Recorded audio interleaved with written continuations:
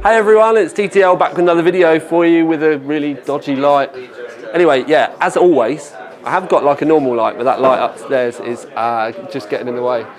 So, I am at Computex, thanks to Corsair. They invited me over, so I'm making my first video of their booth, but we will be going to look at lots of other booths throughout the week. I've got quite a bit planned, but over here we have to do meetings and stuff, and so I will try and get as many videos as I can do, but where I'm over here on my own in my tripod, when we actually go to the convention centre, it might get a little bit difficult. So we'll see how things get on. I've never done it before, so I'm just going to be winging it. Anyway, so I'm at Corsair first. We're going to take a look around the booth, show you some of the new stuff. They've actually got some new toys. There's a new case that they've released. I've actually got the video live. Well, I've actually got the video done. I just need to turn it live. I'm probably going to do that for you after I get back now, just so that you guys all get a chance to look at the Computex videos first. Now, fun and cool section behind me, it's just 92 fans.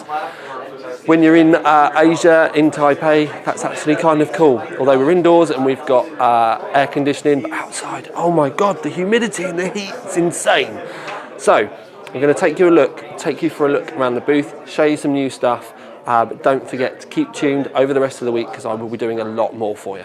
Okay, so, first things first, it's not a new keyboard, but one of the things that they're shouting a lot about is IQ this time. So rather than having Link and the Q software, they've now got the one piece of software that controls everything. So now it's pretty much the lighting is an ecosystem. And they've got set up these profiles on the macro keys with the keyboard, so you can literally put it through. So you've now got the fans, you've got the LED strips, you've got all the lighting with the keyboards. If there was a mouse here as well, that would all be in there as well. So you can literally use it for everything. Now the IQ software itself is actually pretty cool, and it's something that even I looked at and was pretty impressed with. Okay, so I've got to scoot down because it's the best way that I can actually show you what's going on the screen, and I'll move out the way so that you can see the monitor as well. So it's a bit higgledy-piggledy, but you need to remember we're kind of in a hotel room. So the new IQ software, everything is in one place now, and they've actually made a couple of things really quite cool and easy as well. So they've got an instant lighting option now. And you can see there's a little box just come up here, and everything, the memory takes a couple of seconds longer, then everything is all in sync. So we've got the keyboard's gone in, the mouse, everything lights memory, and you can change that as and how you want. You can still go through and change everything independently if you want as well, but it's all pretty slick and it is all in one place. But the thing that I like is they've now got the dashboard. Now this is pretty much, and I'm just going to put these back in here and you can see how you do it, and it's kind of just like the way that you would move a tab within Chrome, and you can drag them out if you want, and you can have the bigger sections. But this is all run with CPU ID, so if you are a user of CPU-Z or hardware monitor, this is all kind of running off the back-end code of that. But this is the full screen version. If you were to minimize it, there is a version where you can come in down the bottom and show IQ space. You can actually have it at the side of your monitor as well, so you could have other things going on your screen, so like your renders and all that sort of stuff, and that's still available at the side but in a much smaller place. Now I personally think that is pretty epic because that's the sort of thing that I would use at home myself. But obviously, like I said, we can go back to the lighting, that's a big thing, but it's more the fact that it's all together now. So you can control it all in one place and everything links in. It's much more of an ecosystem. Now I'm only doing single colours, but you can still do different versions where you can have the memory, for example, I'll show you again in a sec. It's new animated memory, so you can have it all set up and you can set it up completely yourself as well. But they do have a really cool version of this on the wall where you can see all the hardware out and about as well.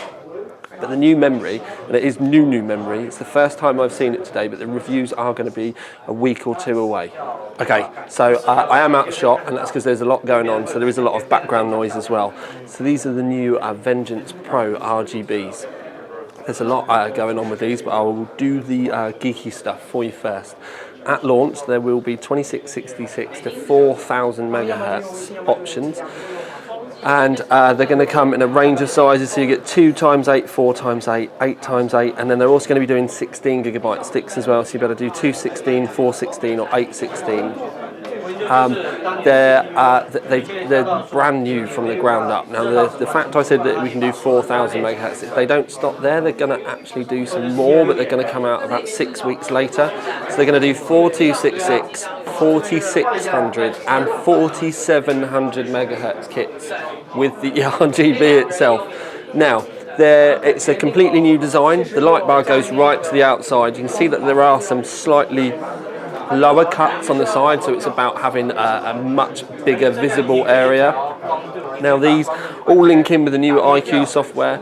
That you can have animated settings. There are configurable profiles, so you can just select their own ones, but you can set these up yourself, so you can have them changing for the colours that will match the system. For me, I would have it red to white or something maybe, but there are lots and lots of options. So it's not the type of thing where you've got to have it the way that they want you to do it. You can set them up completely custom as well, which I think is kind of cool. It does take a little while to sit there and work it out, because obviously where they're animated and you can move them around. But one of the things that you can do in the software now is if one of the sticks, you don't like which way it flashes, you can actually drag the stick that's visible in the software from the left to the right and just move them around, and it changes it all. They've pretty much fixed all of the issues and all the things that we were moaning about with the way that the RGB and the Q software was working before. And it's one of the things where I've kind of like gone, oh, okay, yeah, they've genuinely listened and gone back and worked on this. I think they genuinely did need to up their lighting game with the memory to come into line with some of the competition that's out there already. And I would say that they've kind of come into line and they're bang up there with it. So if you were really looking for some decent RGB memory, then I'm going to be looking forward to this, but I do need to test this in line with a few different motherboards and stuff. So I've still got some things that I want to look at in my own nerdy way when I get home and I get my hands on some of these. The one thing I do need to mention as well is all of these sticks here are in black. They do come in white, and I have the white ones coming. They are literally on their way to me at the moment. They may even be there when I get back from Computex. So stay tuned, the reviews really will not be long. Actually, I'm going to stay out of shot for this one as well. So this is the new 280X. I have a review that I have done on this already, and it's on YouTube, but they decided to launch it the day that I arrived in Computex, so I'm probably going to put it live for you about a week later. But this is an M80X case, so you can see at the back, it's only got the 4 slots, but it's dual chamber, so you get a chamber on the other side, that's where the power supply goes. This one's RGB, it's got the LL fans, it does come with a commander in it as well. It's tempered glass. It's actually really pretty. It properly won me over. But the thing that I personally liked about it the most is the fact there is room for a 240mm radiator in the bottom, and you can get another one in the roof.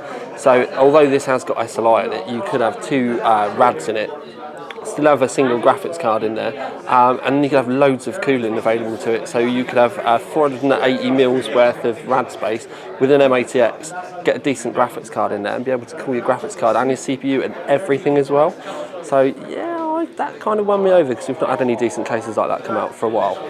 I seem to have found the quiet part. But anyway, I thought I'd show you the 1000D. So I am currently working on my own version of this at the moment, but it's such a behemoth of a case, it was worth me giving you a quick look. Because what they're saying is if I turn up, it's stream better. They wanted me to say those words. So the idea is that you have the big system at the top that you play your games on, and then you can have the little system at the bottom. And when I say the little system at the bottom, because there is an ITX card, ITX motherboard in the bottom with a graphics card, and that's technically doing the streaming duties.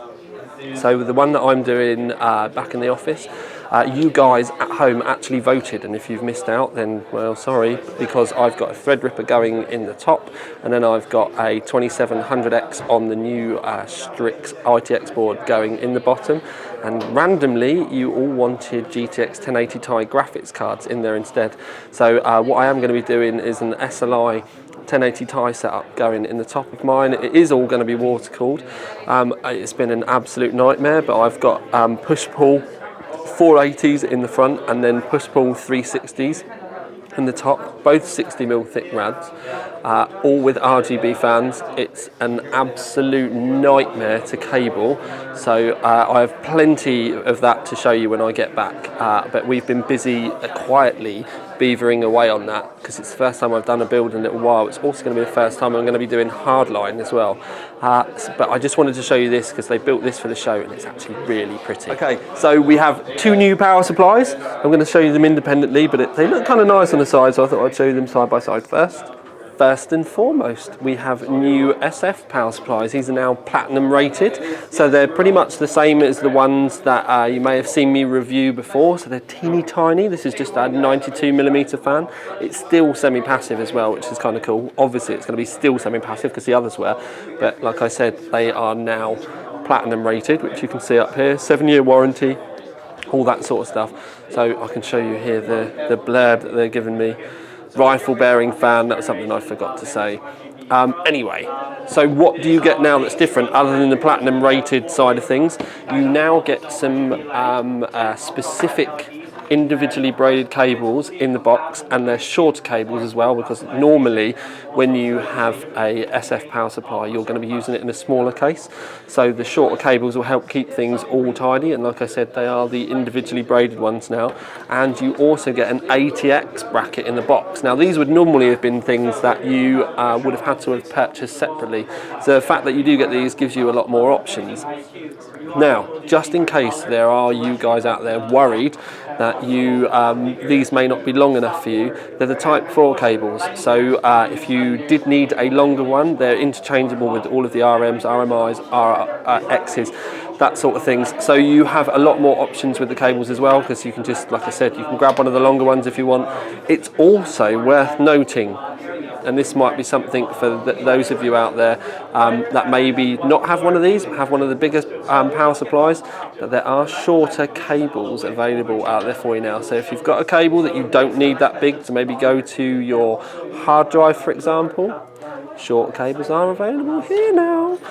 Anyway, there is another power supply for us to look at. So these are the Vengeance power supplies. They're the new Vengeance power supplies. So these are only silver efficiency, so they're down in the lower segment of the market, but you can see that we've got the 750M and the 650M here. They're semi-modular, so you can see that we still have the 24-pin and the 8-pin attached, and PCI Express cable, I should say.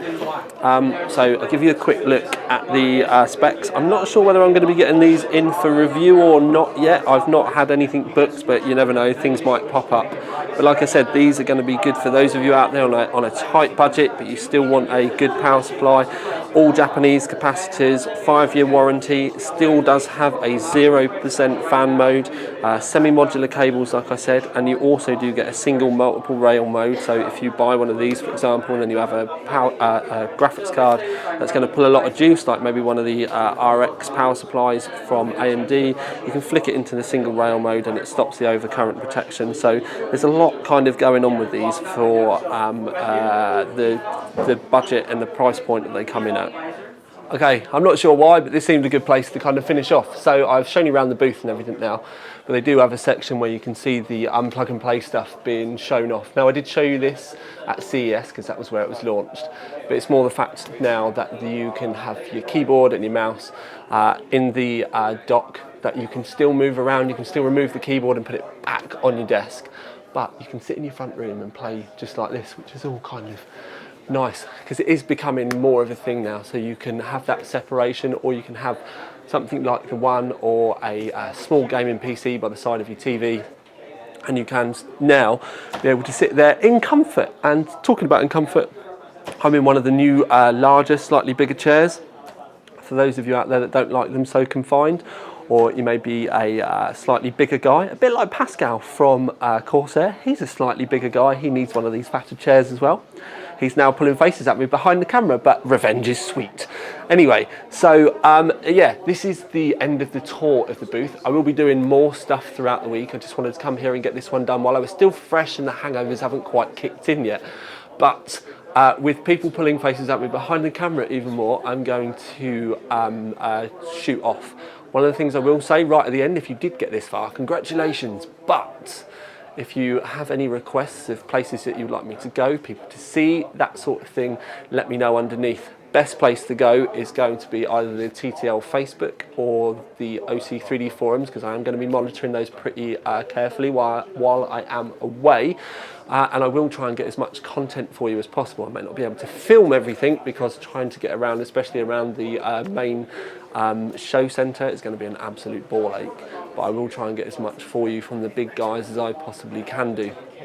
But for now, at least, from Taipei, this is Tiny Tom Logan, and no, I'm not lost.